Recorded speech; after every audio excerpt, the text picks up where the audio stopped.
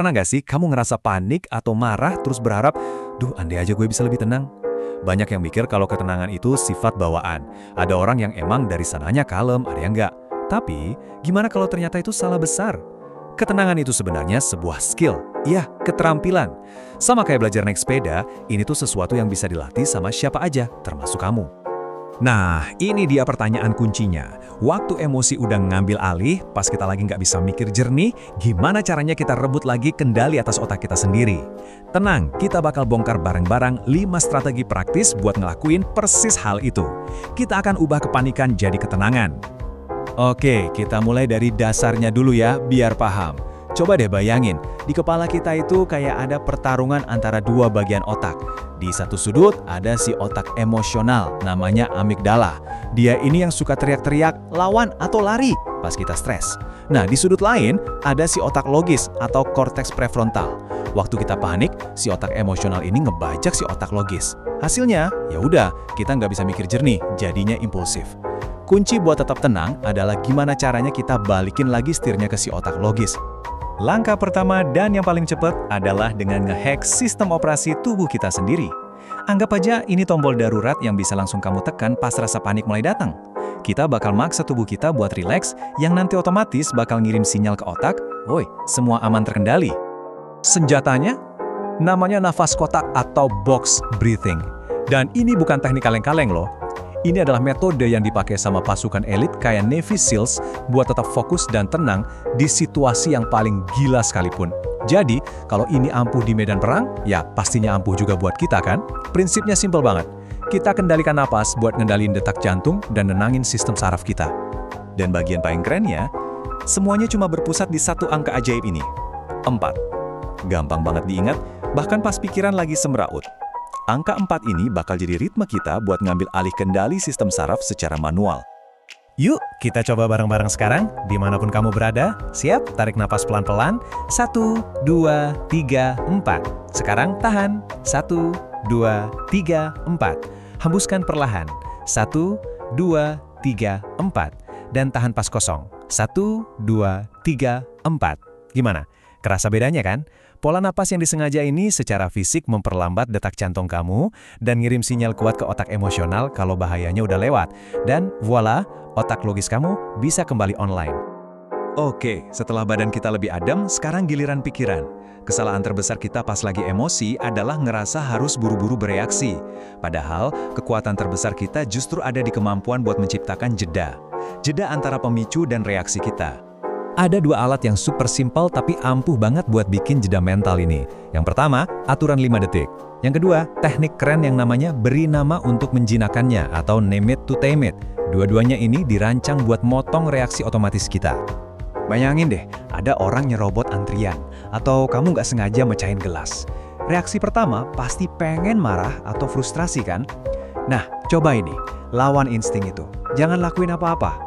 Beneran, diam aja dan hitung sampai 5.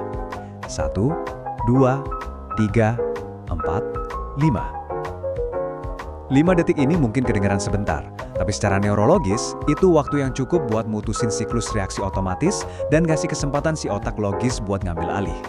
Nah, yang ini menarik banget. Selama jeda 5 detik tadi, coba kasih nama emosi yang lagi kamu rasain. Tapi perhatiin ya, cara ngomongnya beda. Bukan bilang, saya marah. Tapi saya sedang merasakan kemarahan. Bukan saya cemas, tapi saya sedang merasakan kecemasan. Penelitian neuroscience nunjukin kalau tindakan simple ngasih label ke emosi ini bisa nurunin aktivitas di otak emosional kita. Dengan ngasih nama, kita seolah-olah menciptakan jarak dan ngambil kekuatannya. Keren kan? Oke, sekarang kita masuk ke lapisan yang lebih dalam lagi. Seringnya nih, yang bikin kita sengsara itu bukan kejadiannya, tapi cerita yang kita karang sendiri di kepala kita tentang kejadian itu. Paham bedanya? Itu kunci banget. Coba perhatiin tabel ini deh.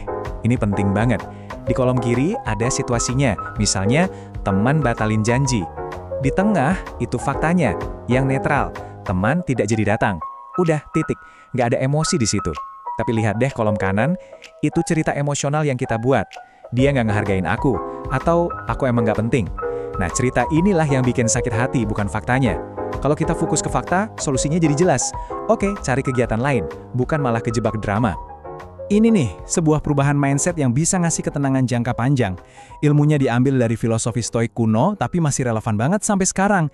Namanya dikotomi kendali, alias misahin mana yang bisa kita kontrol dan mana yang enggak. Poin kuncinya di sini, coba bayangin ada lingkaran. Di dalam lingkaran itu, ada hal-hal yang bisa kita kontrol. Pikiran kita, tindakan kita, kata-kata kita. Cuma itu, segala sesuatu di luar lingkaran, cuaca, macet, omongan orang lain, itu benar-benar di luar kendali kita. Stres itu muncul pas kita ngotot mau ngontrol hal yang nggak bisa dikontrol. Jadi pas kejebak macet, daripada ngomel-ngomel, mending alihin energi ke yang bisa dikontrol. Misalnya, ya setel musik favorit kamu, simple kan? Teknik terakhir, ini semuanya tentang perspektif. Pas kita lagi ada masalah, rasanya tuh kayak dunia mau kiamat. Kenapa? Soalnya kita ngelihatnya dari jarak yang terlalu dekat. Kuncinya adalah dengan zoom out, alias memperbesar pandangan kita.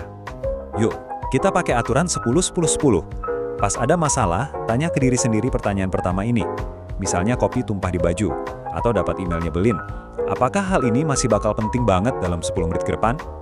Kayaknya sih enggak. Oke, sekarang kita zoom out lebih jauh lagi. Coba pikirin pertengkaran kecil sama pasangan, atau presentasi kerja yang kurang sempurna. Apakah kamu bakal terus-terusan mikirin ini 10 bulan dari sekarang? Kemungkinan besar, kamu bahkan udah lupa sama sekali. Dan ini dia pertanyaan pamungkasnya. Hampir semua stres harian kita, beneran deh, 99%-nya itu jadi nggak berarti sama sekali kalau kita lihat dari perspektif 10 tahun ke depan. Sadar akan hal ini aja udah punya kekuatan buat langsung ngeleburin beban masalah yang lagi kamu rasain sekarang.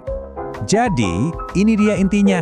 Ketenangan itu bukan sesuatu yang kamu punya atau nggak punya dari lahir. Ketenangan itu otot mental. Makin sering kamu ngelatih teknik-teknik ini, napos kotak, neken tombol jeda, misahin fakta dari cerita, makin kuat juga otot itu jadinya.